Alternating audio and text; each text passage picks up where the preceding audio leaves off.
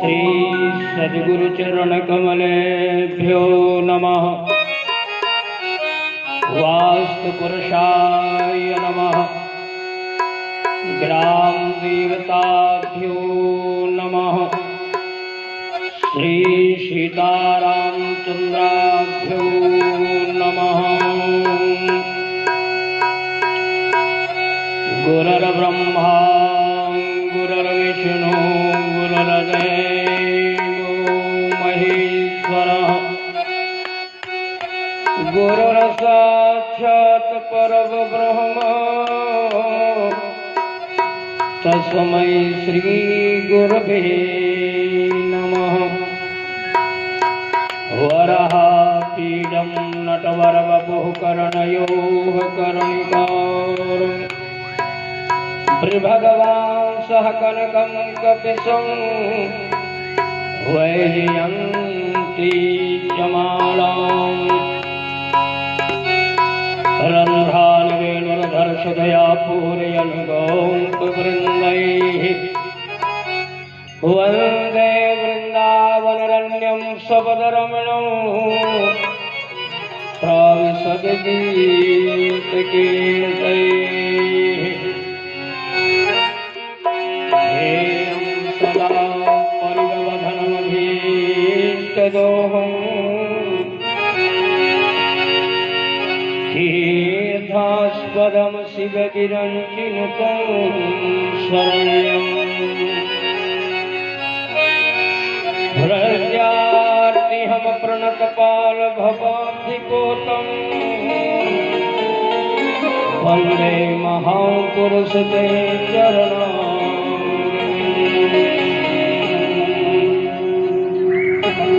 तुलसी विभूषित करात नवनीरदाः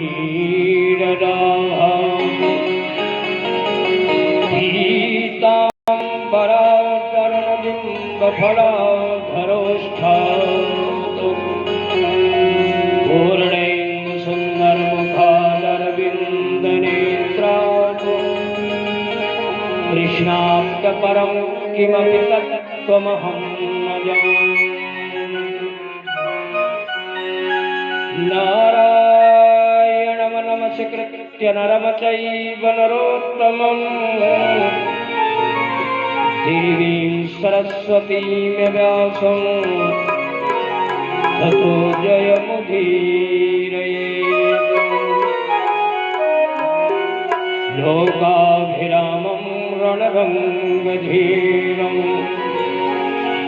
राजीवनेत्रं रघुवंशनाथं कारुण्यरूपं करुणाकरं श्रीरामचन्द्रं शरणं प्रपद्ये।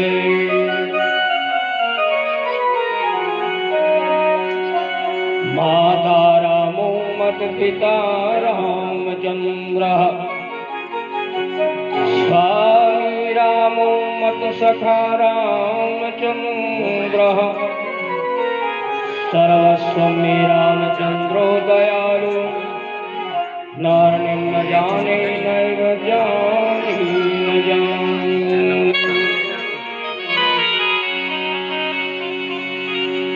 श्री सीतानाथ समारम्भां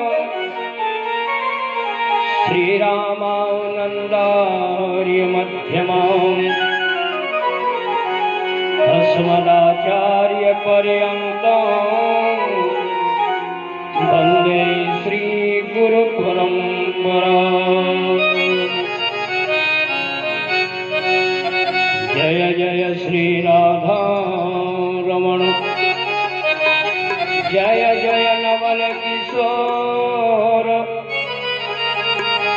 जय गोपी चोर प्रभु जय जय माखन चोर।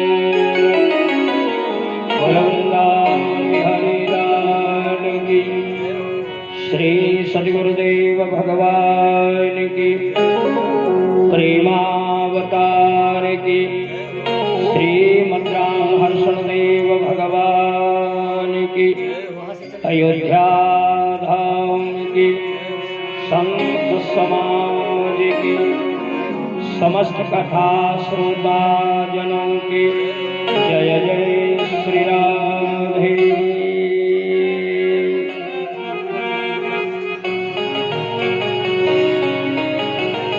अकारण कर्णावरणालय अनादि पूर्ण सनातन ब्रह्म परम योगीराज सबके हृदय में रमण करने वाले सच्चिदानंद घन भगवान श्री मुरलीधर गोपाल जी महाराज शेष चंडी महायज्ञ की अधिष्ठात्री देवी श्री दुर्गा जी, इन नव दुर्गाओं के नामों को प्रणाम करते भये व्यासपीठ पर सुशोभित गंधर्व गीत का वाद्य संग्रह वादध्वनि कर रहे समस्त विद्युत वरेण्य शास्त्री जी समुदाय, हमारे परमादरणीय यज्ञ की भूमि पर विराजमान इस महायज्ञ भागवत के परम श्रोता भैया झंडापुरी जी महाराज, श्री बाबूजी शपथनी श्री गुप्ता जी, माता जी जो यहाँ की पार्षद जी की धर्मपत्नी जी हैं, जो निरंतर सुबह से लेकर के 7 बजे शाम तक केवल कथा ही कथा सुनते हैं। हम तो केवल 3 बजे आते हैं, लेकिन जो ये यज्ञ के यजमान हैं, यज्ञ के यज्ञाचार्य का मंडल है, ये सुबह 6 बजे से लेकर 7 बजे तक रहते हैं। ये बहुत बड़ी बात है और निरंतर लगन से भगवान की कथा सुनते हैं। हस्त कमल को पवित्र करते भये यज्ञ वेदिका कुंड में हवन कर रहे हैं। आई हुई सभी धर्म स्वरूपा रुक्मिणी राधा स्वरूपा माताओं, प्यारे प्यारे भक्तजनों, श्री भागवत कथा के श्रोता रसिक रसज्ञ सभी विराजमान मूर्तिमान भक्तजन, श्रीमद् भागवत भक्ति ज्ञान वैराग्य अर्थ धर्म काम मोक्ष चारों चीजों की एक साथ पुरुषार्थ की संपत्ति है श्रीमद् भागवत। भागवत में चारों चीजें इकट्ठे मिल जाती हैं, भक्ति भी मिलती है और जब कथा श्रवण करते हैं तो ज्ञान मिलता है। अगर ज्ञान कहीं मिलता है तो केवल सत्संग में, भागवत में, राम कथा में, यज्ञ में। यद्यपि समस्त प्राणी ज्ञान में है, लेकिन उसका ज्ञान छिपा हुआ होता है और जब ज्ञान का दीपक गुरुओं के द्वारा जलाया जाता है, यश साक्षात दीप प्रदे गुरु, गुरुओं के द्वारा जब साक्षात भगवान का दीपक जलाया जाता है तो सभी का ज्ञान प्रकट हो जाता है। ऐसा नहीं है कि श्रोता अज्ञानी है, सब ज्ञानी है, लेकिन ज्ञान के किवाड़े बंद हो जाते हैं, अज्ञान का पर्दा लग जाता है और जब कथा प्रारंभ होती है तो वो ज्ञान प्रकट होने लगता। अपने आप लगता है कि यही सत्य है और मैं जो कुछ भी कर रहा हूँ सत्य कर रहा हूँ। सभी के जीवन के कृतकर्मों को खोलती है श्रीमद् भागवत। कथा सुनने का मूल फार्मूला ये है कि हम कथा में कहीं मिलते हैं अथवा नहीं। जैसे कथा निकलती है तो कहीं पर हम फिट हो रहे हैं कि नहीं हो रहे। यदि कथा में हम कहीं नहीं मिल रहे, हमें मिलना चाहिए। कथा सुनने का यही मूल तत्व है, हम कथा के अनुरूप बन जाएं। जिनकी कथा सुन रहे हैं उनका स्वरूप हमारे में आ जाए, उनका नाम हमारे मुखबिंद में आ जाए, उनका रूप आ जाए, आकृति आ जाए, उनकी लीला में हम समा जाएं। और चौथी कड़ी है धाम की प्राप्ति होती है। प्रभु के धाम पर हम सब लोग बैठे हैं और भक्ति ज्ञान वैराग्य रूपी इस श्रीमद् भागवत की पावन गंगा पर बैठे हैं। जितना पीना चाहे पी लें। ऐसा ये कथामृत, इसमें कथा तो है ही है, लेकिन हमारे व्यास जी भगवान ने सुखदेव जी के ऊपर अनुग्रह किया। सुखदेव जी ने इसे और अमृतमय बना दिया, क्योंकि ये कथा का उद्गार और कथा का सुनाने वाला ब्रह्मचारी होना चाहिए, विरक्त होना चाहिए, रत विरक्त। यदि विरक्त नहीं है, वैष्णव होना चाहिए। वैष्णव हो, लोलुप ना हो, स्त्री लंपट ना हो, कथा का संग्रह करके भक्तों तक कथा भेजने का प्रबल अनुभव हो, ऐसा वक्ता इस कथा में लिया जाता है। कोई जरूरी नहीं है कि वक्ता बहुत ज्ञानी हो, लेकिन चरित्रवान जरूर हो। ज्ञानवान तो ठीक है, लेकिन यदि उसमें चरित्रता आ गई, उसे विद्वान कहते हैं। आए सभी लोग श्रीमद् भागवत के 10वें स्कंध, जिसमें भगवान श्री गोविंद का पूर्णावतार हुआ है, कृष्णावतार। माता देवकी और वसुदेव ने कितनी तपस्या किया, आप सब लोगों ने श्रवण किया है। कई जन्म जन्मांतर भगवान को प्राप्त करने का तपस्या की। उसी प्रकार से ये भागवत है। जन्म जन्मांतरे भवेत् पुण्यम तदा भागवतम फलम लभे। एक जन्म के पुण्य से कथा नहीं मिलती। जन्म जन्मांतरे भवेत् पुण्यः। जब जन्म जन्मांतर का पुण्य इकट्ठा होता है, तब भागवत रूपी गंगा में नहाने को मिलता है। आप सब लोग गंगा में बैठे हैं, स्नान करके और अपनी वाणी को पवित्र करने के लिए भगवान नाम का आश्रय लें। कथा सुन करके अपने दुखों को दूर करें, क्योंकि ये दुखालय है, यहाँ सुख नहीं मिलता। यहाँ सुखों की केवल कल्पना की जाती है। लोग पूछा करते हैं सुखी कब होऊंगा, कभी न होगे। यहाँ सुख है ही नहीं है। सुख मस्ती विरक्ति जीवना है। सुख तब मिलता है जब शरीर में विकार दूर होते हैं, शरीर में विरक्ति आती है, शरीर में वैराग आता है। द्वेष, दंभ, छल, कपट, पाखंड, इन चीजों से जब हम अलग होते हैं, तब हमें सुख की पराकाष्ठा प्राप्त होती है। सुख नहीं होता। आज के बाद कभी न पूछना हमें सुख कब मिलेगा, सुख होता ही नहीं है। लेकिन हम जिसे सुख मान के बैठे हैं, अच्छा धन हो गया, अच्छे अच्छे कपड़े पहनने को मिल गए, मान लेते हैं सुख है, लेकिन ये सुख नहीं है। सुख है जब हमें भगवान की कथा कानों में सुनने को मिले, हम प्रभु के तदाकार हो जाएं, ईश्वर से हमारा परिचय हो जाए, ईश्वर हमको पहचान ले।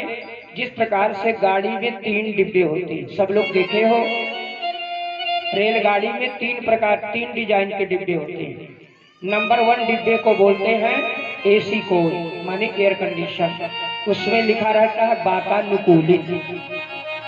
उसमें कौन बैठते हैं?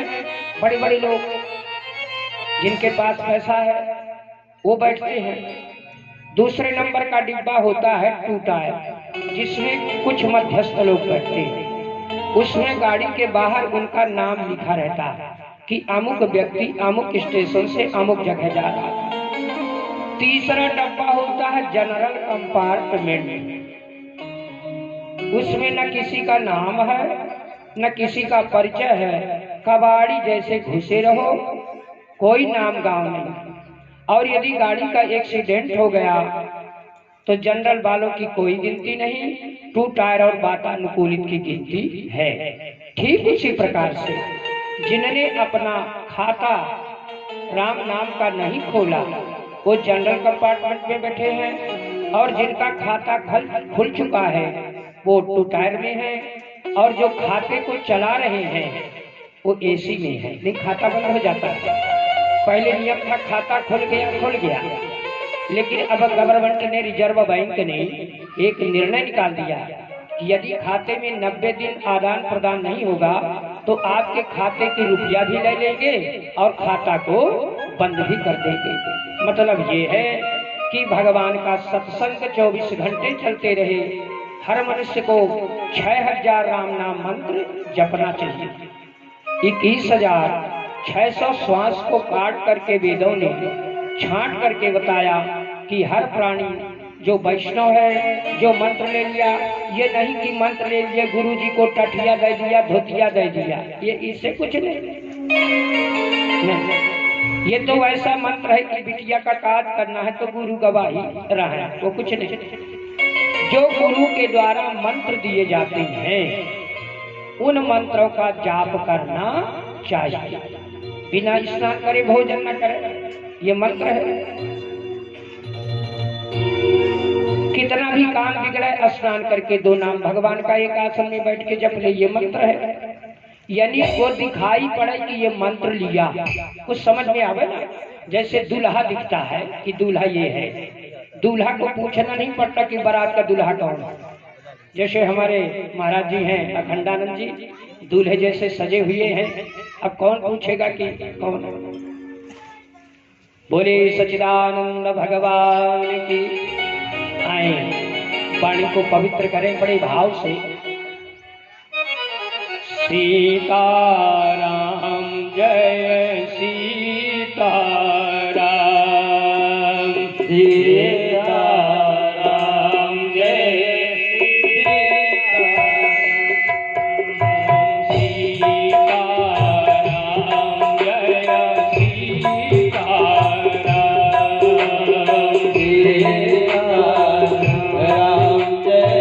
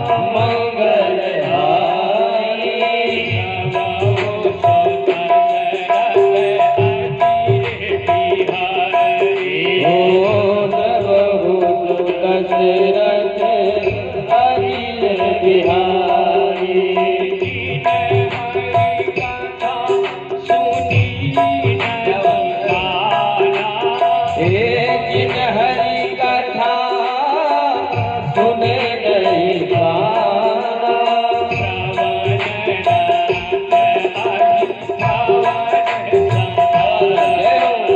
ओ कवड़ रंग रही भवन समाना। सभी लोग तालियों को सेवा करेंगे। जय हो और बाकी भी हरिलाल की।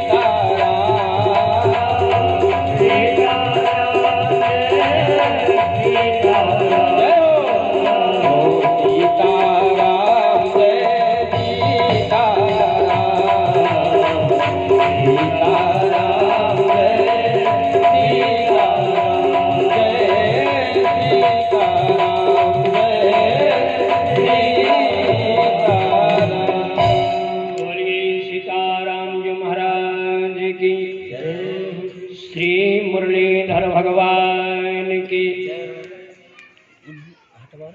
सभी सावधान होकर के, क्योंकि जब कोई विशेष चीज किसी को दी जाती है, कहा जाता है भैया संभाल के रखना। जब आप कथा सुनने चलती हो तो माताएं बहुओं को कहती हैं सावधान रहना, भला संभाल के रखना घर, बोलते हैं ना। कोई जब प्रदेश जाता है तो घर वालों को बोल के जाता है कि ये चीज संभाल के रखना। तो सुर्खदेव जी तो बहुत बड़ी चीज दे रहे हैं। परीक्षित को कहा अटेंशन, सावधान, सावधान कन्या सुनो, मनोयोग पूर्वक सुनो, मन को यहाँ पर स्थिर करके मेरी इस परम भागवत की दिव्य संहिता को श्रवण करो। इसका एक एक श्लोक, एक एक अक्षर है, क्योंकि व्यासपीठ से भगवान के शब्दावतार की झांकी का दर्शन करें। ये कौन सी झांकी है? शब्दावतार झांकी। जो भी शब्द निकल रहे हैं इस व्यासपीठ से भगवान की वाणी। भागवत में किसी की कथा नहीं है, सब भागवतों की कथा है। भागवत है भागवत, 12 भागवत है इसमें, जिनको 12 भागवत सुन करके भगवान पूर्ण सनातन ब्रह्म कृष्ण वृष्णि वंश में जन्म लेने का निर्णय लिया। वृष्णि वंश यदुवंश, और यदुवंश में महाराज वसुदेव जी ने घोर तपस्या किया। पहले सुतपा नाम के गंधर्व थे, बड़ी तपस्या किया। भगवान ने वरदान दे दिया, जाओ जब द्वापर युग आएगा, द्वापर युग के अंत में मैं तुम्हारा पुत्र बनकर के आऊंगा। भगवान ने अपना संकल्प पूरा किया। देवकी के 6 गर्भों का पतन हुआ। खष्ट गर्भम हंतुनः, कंस ने 6 गर्भों को नष्ट किया। और जैसे भगवान गोविंद की आने की कुछ सूचना तो मिली जाती है, जा दिन ते हर गर्भई आए, सकल लोग सुख संपत्ति छाए। भगवान ने आकर के गर्भावास किया। इसके पहले लक्ष्मण जी से चर्चा हुई। भगवान राम जी ने कहा, देखो भाई, त्रेता में तुम हमारे साथ थे, हमारे अंश हो, बिना अंश के तो हम जा नहीं सकते। अंश मतलब चारों भाई और हमारी चारों शक्तियां। तो ये बताओ कि चलना है द्वापर में कि नहीं चलना? लक्ष्मण ने कहा हम न जाएंगे। क्यों न जाओगे भाई? बोले आपका काम ठीक नहीं था त्रेता में। राम जी ने कहा मेरा काम ठीक नहीं था, आपने कभी टोका नहीं लगाया, 11,000 वर्ष तक साथ में रहे, आपने कभी आरोप नहीं लगाया, यदि आप बीच में टोक देते तो मैं संभल जाता। देखो भाई, गलतियां किससे होती हैं? जो ज्ञानवान होता है। गलती कौन करेगा? जो ज्ञानवान होगा। जो अज्ञानी है वो क्या जाने गलती और अच्छाई। तो बीच में यदि तुम मुझे विपक्ष का पद अदा कर देते, कहीं पर मुझे रोक देते, मैं संभल जाता। लक्ष्मण जी ने कहा तो अब संभल जाओ, अभी कुछ नहीं बिगड़ा। आज लो नसानी अब ना नसई है, कल तक बिगड़ गया लेकिन आज से सुधार लो। यदि आज से सुधर जाएगा तो पिछली गलती हमारे राम जी क्षमा कर देते। ये हमारे प्रभु का नियम है। कितनी भी कोई गलती किया हो, आज यदि सुधार लिया तो भगवान को पीछे से कोई मतलब नहीं है। वर्तमान देखो, कल को न डरो बल्कि छल को डरो। कल आवे लेकिन जीवन में छल ना हो। मोहि कपट छल छिद्र न भावा, सोनर सपने मोहि न पावा। तो बताओ लक्ष्मण जी क्या बात है? लक्ष्मण जी ने कहा भैया छोटा बनने में बड़ी परेशानी, हम छोटे बन के गए, आपने निरपराध मेरी माता किशोरी जी को निकाला। मैं बोलना चाहा लेकिन इसलिए नहीं बोल पाया कि आप मेरे बड़े हैं और आपके राज्य में बड़ों की बड़ी महत्वता है। आपने कहा दिया था कि बड़े पिता के समान होते हैं, मैं नहीं बोल पाया। लेकिन इस बार मैं साथ में चलने वाला नहीं हूं। लक्ष्मण जी से चर्चा हुई, शेष जी से, और श्री शेष जी ने राम जी से एकांत में चर्चा किया कि मैं चलने को तैयार हूं, लेकिन मैं छोटा बन के न जाऊंगा भाई, बड़ा कष्ट होता। राम जी ने कहा तू बड़े बन जाओ, बड़े बन जाओ, हमें कोई परेशानी नहीं है। अरे भाई आप बड़े बन जाओगे तो हम छोटे बन जाएंगे। क्षमा बड़न को चाहिए, छोटन को उत्पात,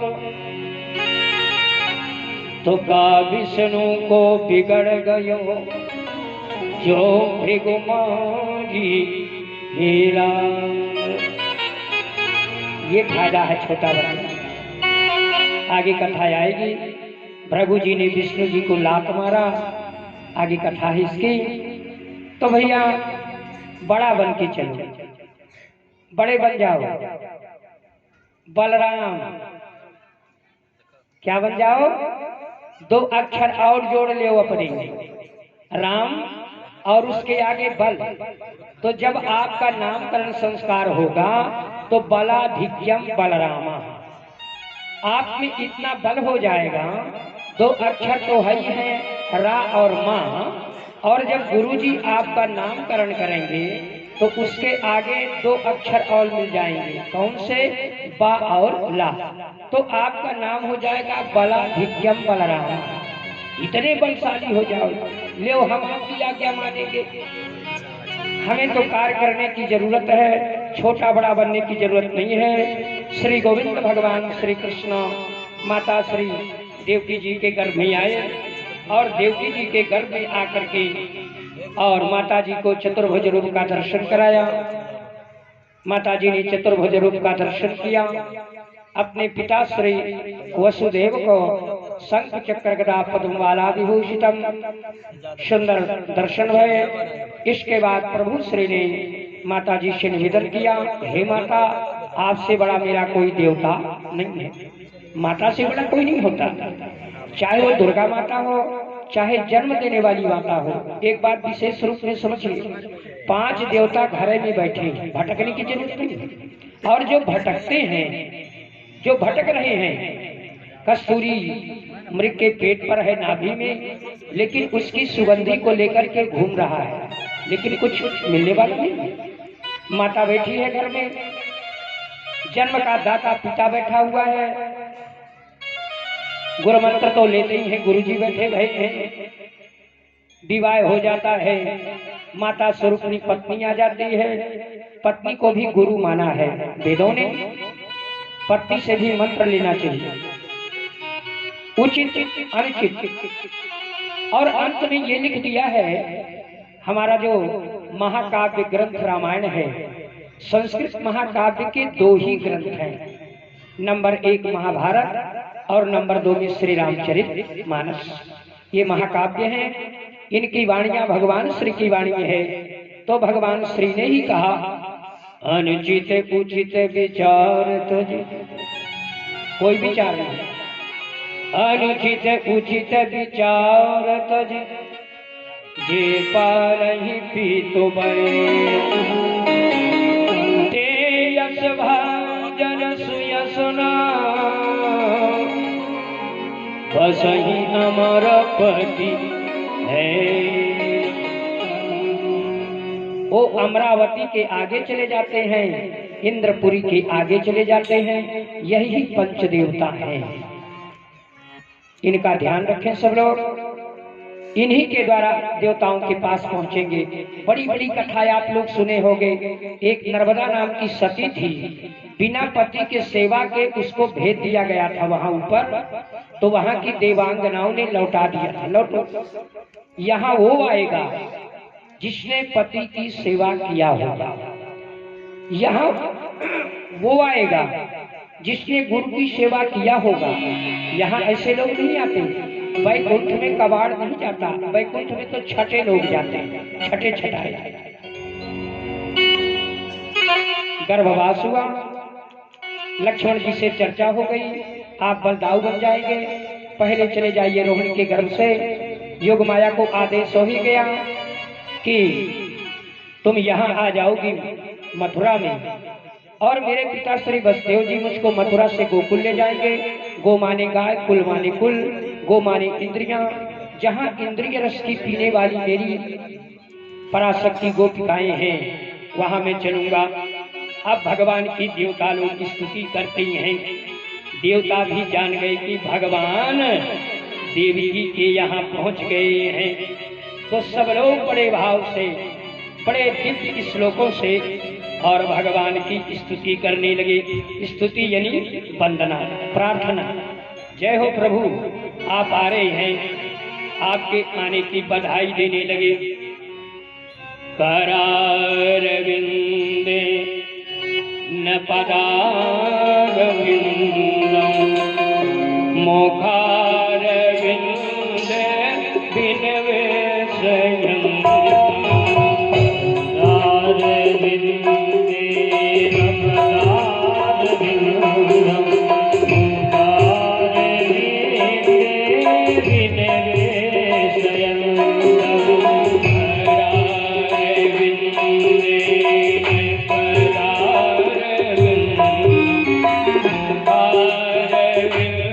Namo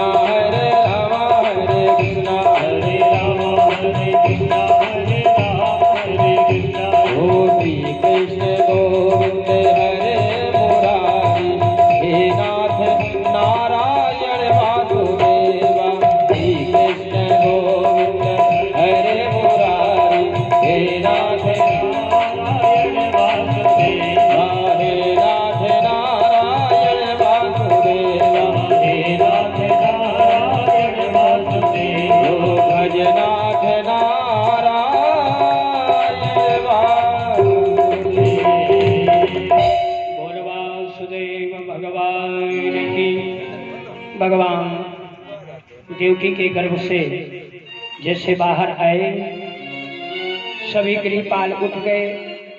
बहिरथ द्वारा सर्वा पूर्व बदावृता, रोने की आवाज आई, जगे हल्ला हुआ।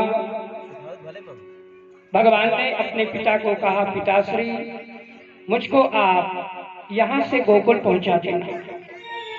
12 बजे मैं जन्म लूंगा बुधाष्टमी में, आप मुझे यहाँ से लेकर के गोकुल पहुंचाया ना। मेरी चर्चा हो गई है योग माया जी से, और वहां से योग माया मेरी परी सहभागिनी है, उनको लेकर के आप यहाँ आ जाना। और जब तक यहाँ नहीं आओगे तब तक भास्कर का उदय न होगा, सूर्य नहीं उगेगा। ये भगवान ने पिता से कह दिया।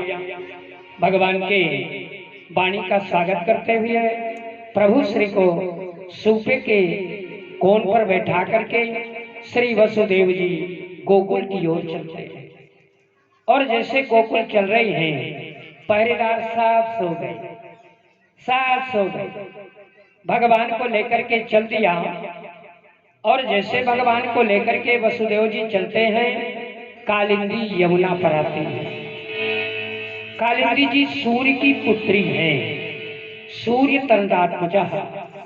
सूर्य पुत्री कालिंदी ने भगवान को अपने परम पति बनाने का निर्णय बहुत पहले कर लिया था। भगवान के दर्शन करूंगी। भगवान को लेकर के प्रभु श्री जी ने अपने दोनों पद कमलों को, चरण पद कमलों को सूपे के नीचे किए हुए हैं, फिर ऊंचे कर रहे हैं, फिर नीचे कर रहे हैं।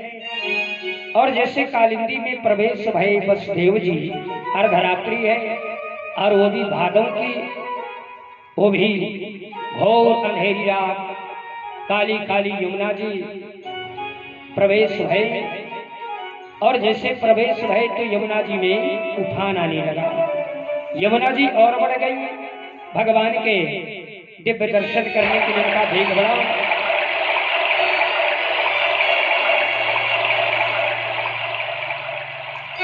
श्री वसुदेव जी घबराने लगे। वसुदेव जी ने सोचा कि मुझे मरने का डर तो नहीं है, लेकिन ये बालक को मैं कैसे पहुंचा दूं। धीरे धीरे प्रवेश भय। अब यमुना जी इतनी बढ़ गई कि वसुदेव के ग्रीवा तक पानी आ गया।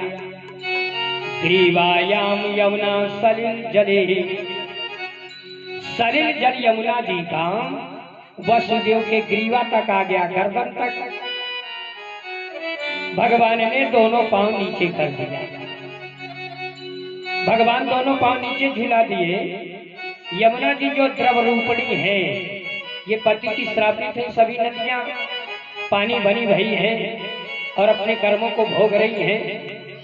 यमुना जी ने भगवान गोविंद के जो दोनों चरण पद कमलों को प्रक्षालन किया, स्पर्श किया, बारंबार निवेदन किया, हे प्रभु श्री आपका शुभागमन हो चुका है, आप मेरे मन की बात तो जानते हैं, मन के बसैया हैं, सब जानते हैं, मेरी अभिलाषा पूर्ण करें। भगवान ने तथास्तु एवं मस्तु कर दिया। और जैसे भगवान गोविंद के पद प्रक्षालन करके यमुना जी धराशायी हो गई, धरातल बन गया, रोड बन गई, इतना सुंदर रास्ता बन गई। लेकर के श्री वसुदेव जी गोकुल पहुंचे। गोकुल गए तो भगवान ने सबको सुला दिया, सब सो गए, पूरे सो रहे हैं। और श्री वसुदेव जी गए तो भगवान सोचे कि पिताजी कैसे चिन्हेंगे कि कौन कन्या है, किसका घर है। तो भगवान जो है एक ऐसा उपाय किया कि रोहिणी जी बाहर निकली क्रिया के लिए, और धीरे से जब अंदर जाने लगी तो योगमाया ने खूब चिल्लाया, वसुदेव जी जाने की लगता है लड़की यहीं पैदा हुई है, यही घर है। तो गई तो गोविंद भगवान को सुला दिया, वहीं पड़ा दिया, और योगमाया को लेकर के मथुरा की ओर आए। और जैसे मथुरा में आए, जेल में प्रविष्ट भये, जेल के अंदर हो गए। कन्या के रोने की आवाज मिली, द्वारपाल जग गए, जगे संभले, हल्ला हुआ, कन्या हुई है। फिर भी देवकी ने विनती किया, ये कन्या है, इसका वध शास्त्र में निसंशय, कन्या और स्त्री का वध करना शास्त्र में वर्जित है। ले गए, लेकिन कंस ने नहीं माना। भगवान की ऐसी प्रेरणा थी, और कंस ने जैसे धरती में पटकना चाहा, गगन मंडलात योगमाया, योगमाया गगन मंडल चली गई, और वहां से उनने दिव्य वाणी किया, भो भो कंसा दुराचार। अरे अरे कंस, तुम इतने दुराचारी हो, तुमने अपनी मृत्यु का इतना आक्षेप किया, अपनी मृत्यु को तुम मिटाना चाहे, लेकिन तुम्हारी मृत्यु मिटी नहीं है। जो दिन और तिथि तुम्हारे डेथ की है वो सुनिश्चित है, ये बिल्कुल नहीं घटती बढ़ती, ये जहाँ यथावत है।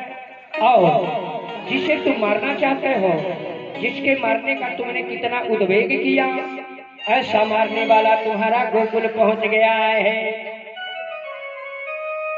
ये माता जी ने बता दिया, चंडिका माता ने घोषणा कर दिया, योगमाया में तुम्हारा मारने वाला पैदा हो चुका। और मैं ये भी बताए देती हूँ कि यहाँ है भी नहीं, तुम सोचो कि